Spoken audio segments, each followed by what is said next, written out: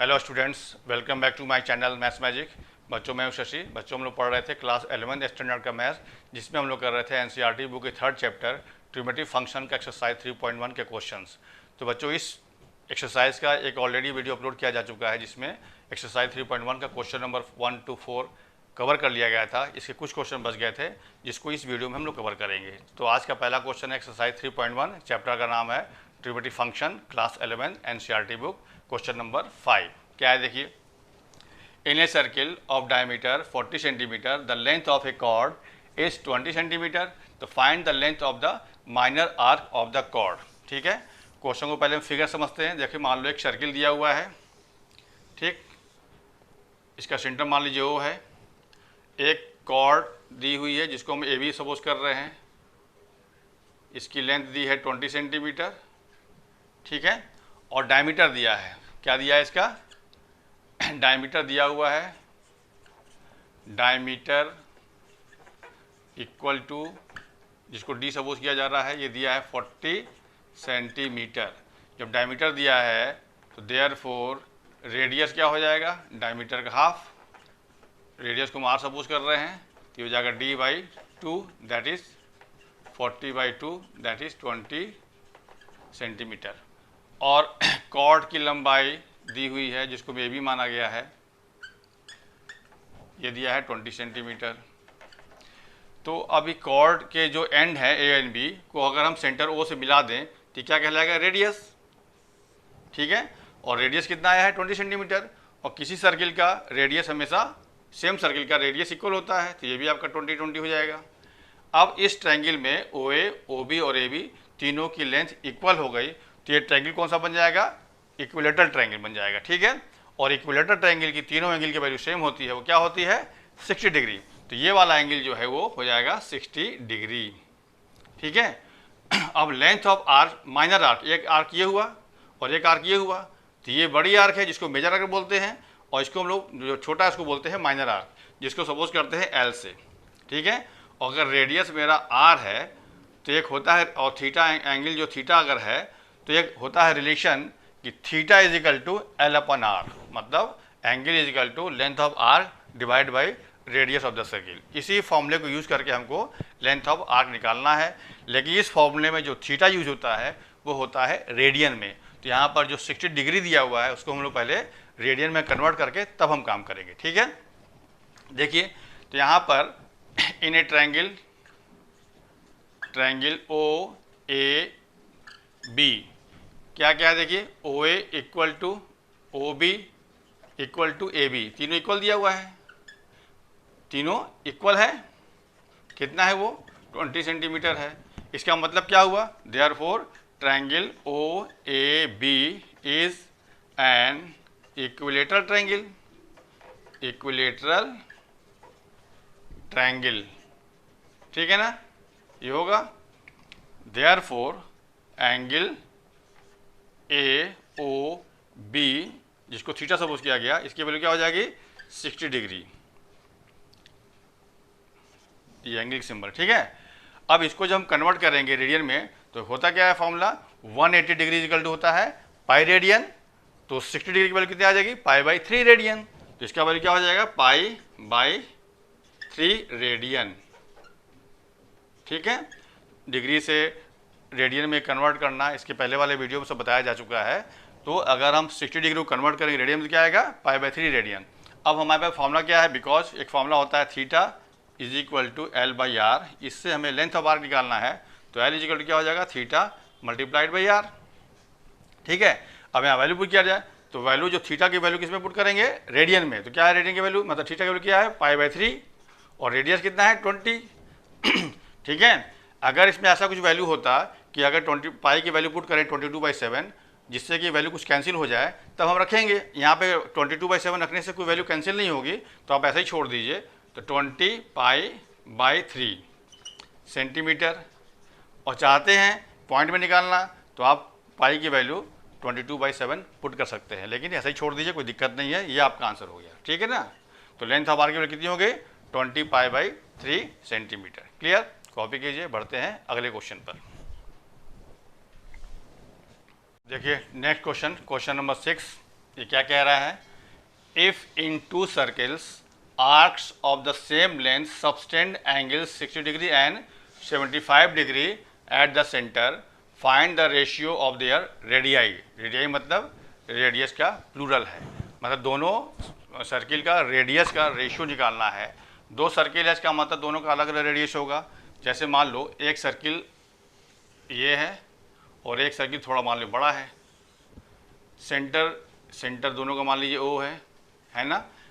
Condition दिया है कि एंगल अलग अलग बन रहा है लेकिन लेंथ ऑफ आर्क जो है वो सेम है, ठीक है। तो मान लो ये एक एंगल यहाँ से लिया गया, ये लेंथ ऑफ आर्क एल बना, ये एंगल 60 डिग्री दिया हुआ है पहले के लिए और इसका रेडियस मान लीजिए R1, ठीक है। और एक ऐसे है, ये 75 डिग्री है लेकिन लेंथ ऑफ आर्क यहाँ पे इक्वल है और रेडियस दिया है R2, इसका मान लीजिए ये इसका रेडियस R2 है। तो हमें R1 और R2 का रेशियो निकालना है। कंडीशन क्या दिया है कि दोनों कंडीशन में लेंथ ऑफ आर्क सेम है, ठीक है। तो इसमें क्या होगा, ये मान लो फर्स्ट सर्किल है और ये सेकंड सर्किल है जिसको हम ए नाम दे दिए पहले सर्किल को, और इसको नाम दे दिए बी सर्किल, ठीक है। अब देखिए क्या है, हमें यहाँ पर हमें क्या निकालना है, लेट पहले मान लो let radii of two circles are R1 and R2 respectively, ठीक है। पहले वाले का R1 है और दूसरे वाले का रेडियस R2 है और लेंथ ऑफ आर्क दोनों में सेम है। एंगल और क्या गिवन है, θ1 पहला एंगल मान लीजिए दिया है 60 डिग्री और θ2 दूसरा का एंगल दिया है 75 डिग्री, ठीक है ना। अब इसको हम लोग कन्वर्ट कर लें, चूँकि थीटा यहाँ पे क्या होता है रेडियन में, जिसकी वैल्यू क्या आ जाएगी π/3 रेडियन, ठीक है। और इसका वैल्यू क्या आ जाएगा 75/180, ऐसे कर लीजिए, सॉल्व कर लीजिए। तो काट देंगे, 15 से कटेगा ना, 5 से काटिए तो 15 π/36 और फिर और कटेगा 3 से कट जाएगा तो 5 π/12 रेडियन, ये आपका आ गया दूसरी वाली एंगल, ठीक है ना। और लेंथ ऑफ आर्क सही है, तो आप लिखिए फॉर सर्किल ए, पहला सर्किल के लिए बात कर रहे हैं, ठीक है। तो लेंथ ऑफ आर्क एल की वैल्यू क्या होगी θ1 multiplied by R1 and for circle B length of arc L, यहाँ भी वही चीज़ है, यहाँ पे θ2 हो जाएगा इंटू R2 हो जाएगा, ठीक है ना। अब देखो ध्यान से, अब दोनों एल सेम है तो दिस इम्प्लाइज क्या हो जाएगा θ1 multiplied by R1 equal to θ2 multiplied by R2, ये होगा। क्यों होगा, चूँकि दोनों लेंथ ऑफ आर्क की वैल्यू सेम है तो ये वाली वैल्यू इसके इक्वल हो जाएगी। हमें निकालना क्या, हमें निकालना है R1 और R2 का रेशियो निकालना है। तो this implies that R1 by, इसको नीचे कर रहे हैं, R2 इक्वल टू क्या हो जाएगा θ2 बाई θ1। बात समझ में आ गई। अब यहाँ पे θ2 एंड θ1 की वैल्यू पुट कर दें, तो θ1 की वैल्यू कितनी आई है π/3 और θ2 कितना है 5 π/12, तो इसकी वैल्यू हो जाएगी 5 π/12 और इसका वैल्यू कितना है π/3, ठीक। अब सॉल्व कीजिए, this implies that R1 by R2 की वैल्यू क्या हो जाएगी 5 π/12 और ये मल्टीप्लाइड होके 3 ऊपर जाएगा और ये पाई कैंसिल हो गया, ये से कैंसिल हो जाएगा 4, तो क्या आ गया ये 5/4। हमें निकालना है रेशियो, तो R1 बाई R2 का मतलब क्या हुआ R1 is to R2, तो this imply that R1 is to R2 equal to 5/4, sorry 5:4। ये आंसर हो गया सेकंड वाले पार्ट का, मतलब सेकंड क्वेश्चन का, जिसे पूछ रहा था कि find the ratio of their radii. तो दोनों का रेडियस का रेशियो क्या आ गया 5:4, ठीक है।